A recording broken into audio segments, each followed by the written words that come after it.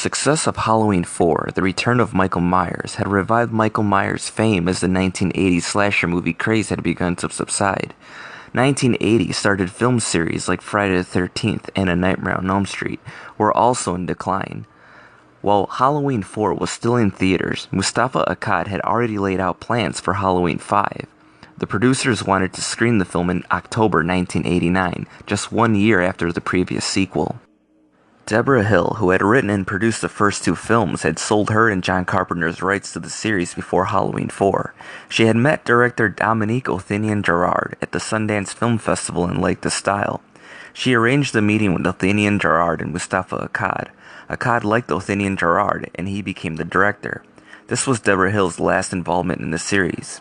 Othanian-Girard wanted to bring the series closer to the original, but wanted more blood in the film. The original uncut version of the film featured more explicit gore and violence. Akkad did not like this decision, as he felt that the original and Halloween 4 had worked better without showing as much detail. The first draft of the script was written by Shem Bitterman. Bitterman's idea was that Jamie Lloyd would become evil after stabbing her stepmother while the shape was after her. This idea was rejected by the studio and Akkad, who brought in Michael Jacobs to write the script. After reviewing the script, director Dominique Othanian-Girard edited it to create new scenes for more violence. Returning from Halloween 4 was veteran actor Donald Pleasence as Dr. Sam Loomis, along with Danielle Harris as Jamie Lloyd. Also returning would be Ellie Cornell as Rachel Carruthers, as well as Sheriff Ben Meeker, played by Bo Starr. Karen Alston, who portrayed Darlene Carruthers in the previous film, reprised her role in the beginning of the film, showing the anonymous person in the mask stabbing her as she falls into the bathtub of water. Her voiceover was recorded by Wendy Kaplan. Kaplan won the role of Tina Williams.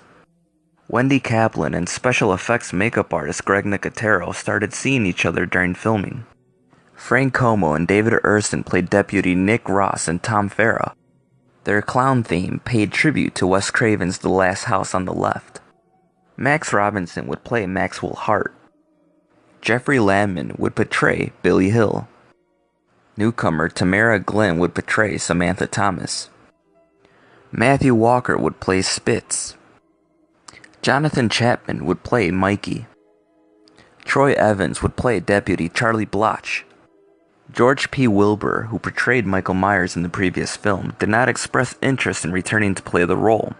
Don Shanks was cast to play Michael Myers. Shanks also played the Man in Black. Don Shanks and Danielle Harris became really good friends on set. Halloween 5 was rushed into production on May 1st, 1989, before the existence of a solid script. Originally, Rachel was supposed to be killed by having scissors shoved down her throat. Ellie Cornell, who played Rachel, did not like the idea and requested it be changed to simply being stabbed with the scissors.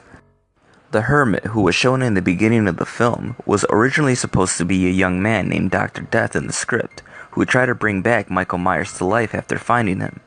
The scene was filmed, but reshot with an old man instead of a younger man. The scene where Michael Myers drives a car while wearing a different kind of mask was initially scripted to have him wear a Ronald Reagan mask. However, the idea of a Reagan mask was soon rejected in order to keep the film devoid of any political subtext.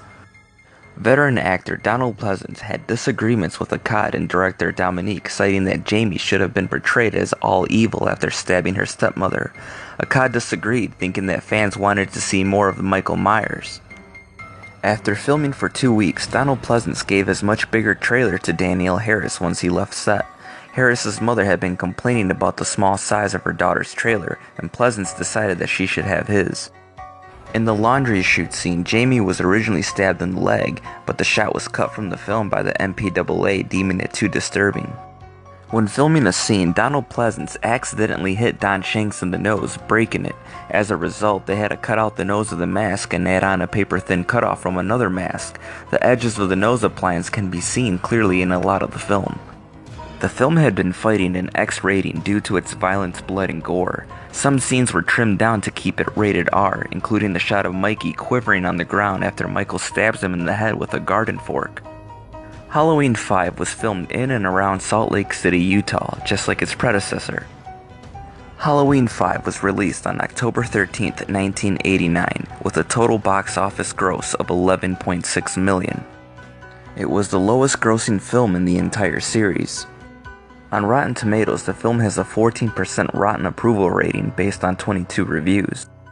Halloween 5 was released on VHS on September 29th, 1993, and on DVD on special editions in 2000 and 2006, and on Blu-ray on August 21st, 2012, and featured in the box set released on September 23rd, 2014, and featured on the Halloween 25 Years of Terror documentary released on July 25th, 2006.